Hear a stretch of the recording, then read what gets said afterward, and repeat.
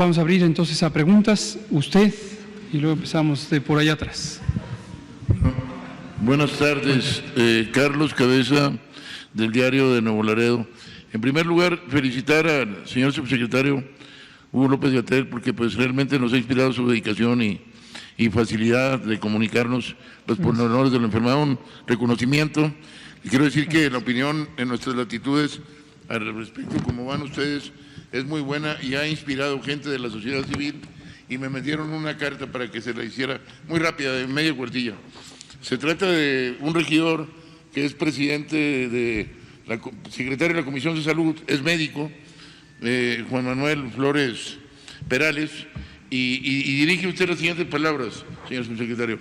La frontera tamaulipeca y en especial Nuevo Laredo reportan el mayor cruce de personas durante los operativos Paisano en los últimos años. Según datos del gobierno federal, en el 2019, en el periodo de Semana Santa, se brindaron más de 650,000 atenciones en materia de información y orientación a personas que lo requerían, que a su vez se acompañan por sus familias, por lo que el número de personas que vienen de los Estados Unidos, de los 50 estados de Estados Unidos, en esas fechas, es sumamente elevado, al considerarse ya por la Organización Mundial de Salud que Estados Unidos es el epicentro de la pandemia.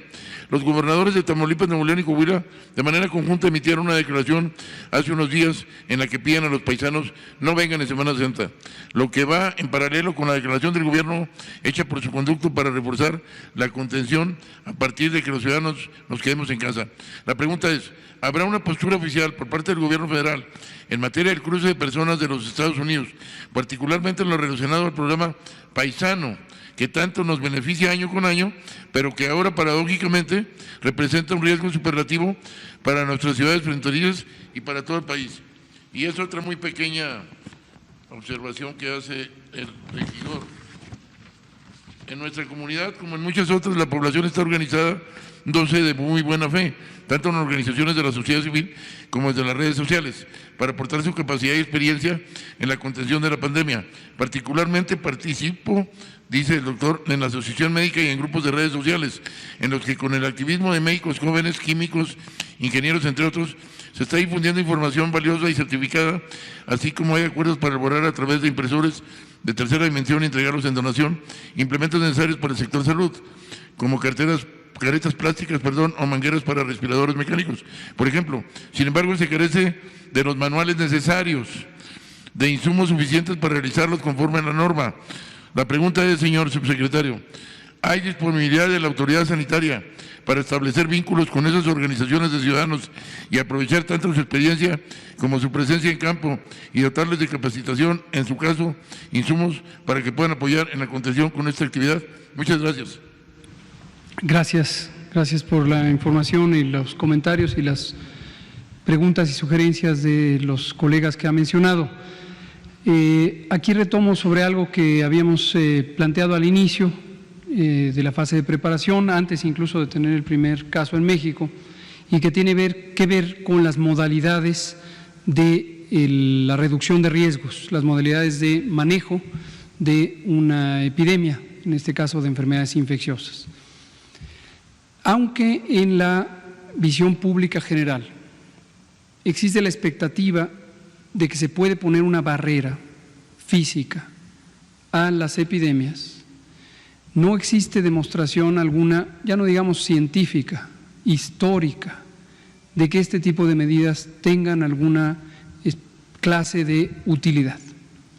Hemos relatado en otras ocasiones que si nos remontamos a la historia de las epidemias en la era antigua, o incluso en la Edad Media, teníamos una manera de organizar en ese momento del mundo. Los asentamientos humanos se organizaban en ciudades, en las civis antiguas o en los territorios feudales en la Edad Media, y luego una gran extensión de territorio, campos cultivables y campos no cultivables entre una feudo, una ciudad y otra. Y solían ser, por razones militares y políticas, ciudades amuralladas. Entonces había un muro físico de contención cuyo propósito era la defensa militar.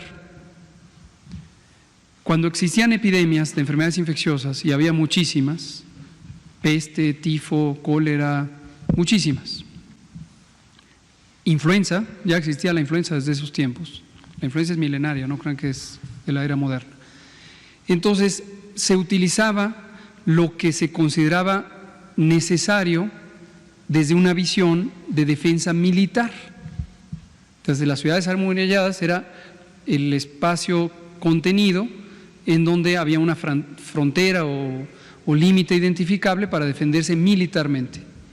Y de manera natural, los seres humanos se hacían una relación entre una amenaza militar, la invasión de otro reinado, por ejemplo, de otro reino, y la enfermedad infecciosa, que en esos tiempos no se conocía como infecciosa.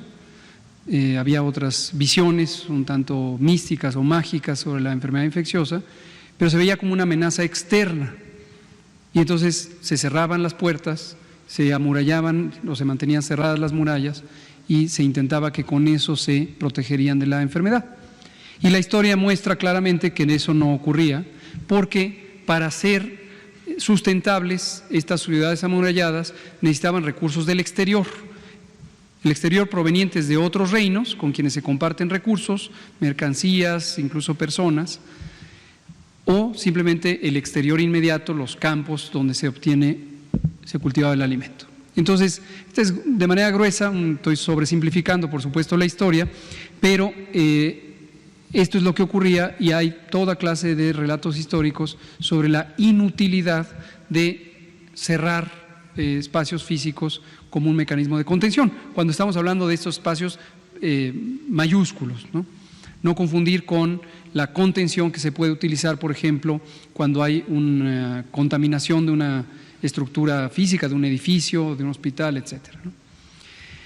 Entonces, en resumidas cuentas, aunque la expectativa social de ciertas personas empieza a ponerle un énfasis a la contención física en las fronteras o en los aeropuertos o en los puertos marítimos, insisto, esto no tiene ninguna utilidad práctica, ya sea fundamentada por la experiencia histórica o por la ciencia. Cuando empezamos la epidemia y tuvimos la fase 1, que identificamos como la fase de importación del virus, teníamos muy poquitos casos en México y en cualquier otro país en esa etapa, y ahí se hace un ejercicio de contención, una técnica de contención que está centrada en las personas. Cuando se detecta un caso, una persona que cumple la definición de caso sospechoso, se le estudia con un interrogatorio médico epidemiológico o clínico epidemiológico, se le toma una muestra para comprobar su diagnóstico o descartarlo, y desde el momento de la toma de la muestra, sin esperar el resultado, se le pone en este resguardo domiciliario preventivo y se estudian los contactos. Eso tiene límites, porque en la medida en que empiezan a surgir más y más y más casos, obviamente la medida no es una garantía de que ya no va a haber ningún caso, y entonces se empieza a hacer impráctica la medida y de poca utilidad.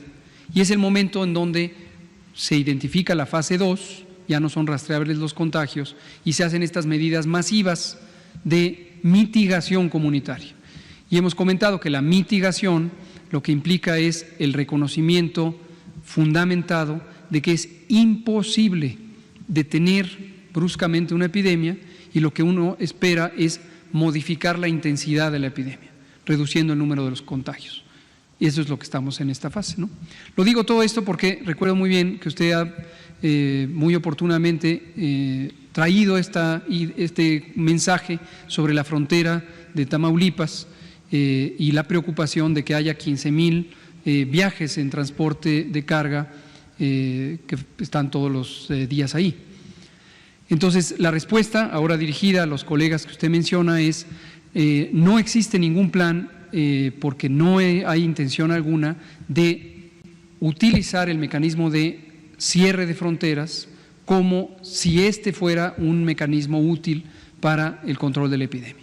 Y cierro diciendo, en el país tenemos suficiente transmisión como para que se mantenga la epidemia, de modo que no es ninguna adición, ningún beneficio cerrar las fronteras. Y en cambio sí afectaría muy gravemente, desde luego, el abastecimiento de insumos o el tránsito de personas.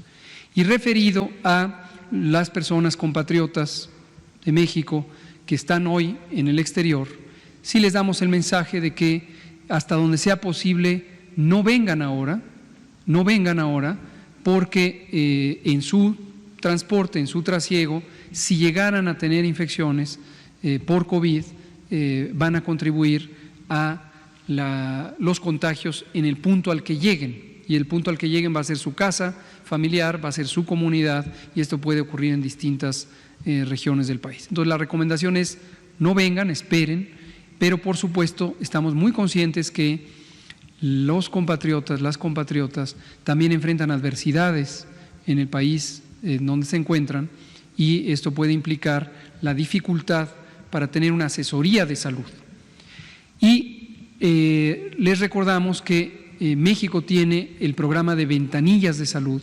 Las ventanillas de salud son espacios de asesoría que existen en los consulados mexicanos en Estados Unidos, y a través de las distintas redes de comunicación que existe entre la población migrante de origen mexicano, pueden encontrar el acceso a la información, a la orientación en términos de prevención y promoción de la salud.